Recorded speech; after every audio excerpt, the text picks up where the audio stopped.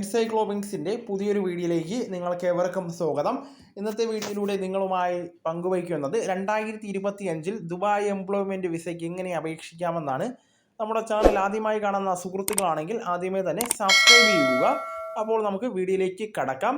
അപേക്ഷകർ UAE ആസ്ഥാനമായി register ചെയ്തിരിക്കുന്ന തൊഴിലുടമയിൽ നിന്നും ജോലി സംബന്ധമായി ഉറപ്പ് ലഭിച്ചിരിക്കുന്ന രേഖകൾ ഉണ്ടായിരിക്കേണ്ടതാണ്. തൊഴിലുടമ അഥവാ സ്പോൺസറിന് വിസ നടപടിക്രമങ്ങൾ കൈകാര്യം ചെയ്യാവുന്നതാണ്. തൊഴിലുടമ മുഹർ മുഖേന വർക്ക് പെർമിറ്റിന് അപേക്ഷിക്കേണ്ടതാണ്. വിദേശത്ത് നിന്ന് തൊഴിലാളികളെ നിയമിക്കാൻ മുഹറിനാണ് കമ്പനി അനുമതി നൽകുന്നത്. അതോടൊപ്പം തന്നെ അനുമതി ലഭിച്ചാൽ എൻട്രി പെർമിറ്റ് ലഭിക്കുന്നതാണ്. അപേക്ഷകന് ദുബായിലേക്ക് എത്തുകയും ഔദ്യോഗിക കാര്യങ്ങളുമായി മുന്നോട്ട് പോവുകയും ചെയ്യാവുന്നതാണ്. എൻട്രി പെർമിറ്റ് 60 ദിവസ കാലാവധിയിൽ അവസാനിക്കുന്നതാണ്. അതേസമയം ദുബായിലേക്ക് എത്തുന്നതിന് മുമ്പ് നിർബന്ധമായും ഒരു മെഡിക്കൽ ഫിറ്റ്നസ് ടെസ്റ്റിന് വിധേയമായിരിക്കണം. മെഡിക്കൽ ഫിറ്റ്നസ് ടെസ്റ്റ് ചെസ്റ്റ് എക്സ്റേയും രക്തപരിശോധനയും നിർബന്ധമായും ഉൾപ്പെടുത്തിയിരിക്കണം.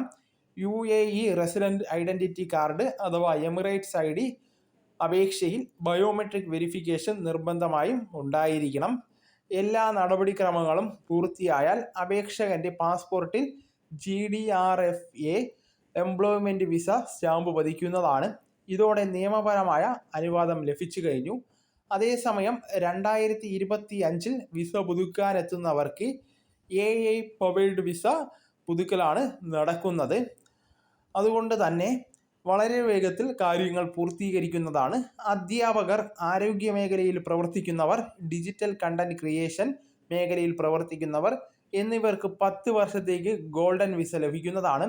കൂടുതലും വിസ പ്രോസസ്സിംഗ് നടപടികൾ ക്രമങ്ങൾ ഇപ്പോൾ ഓൺലൈൻ ആയതാണ് നടക്കുന്നത്.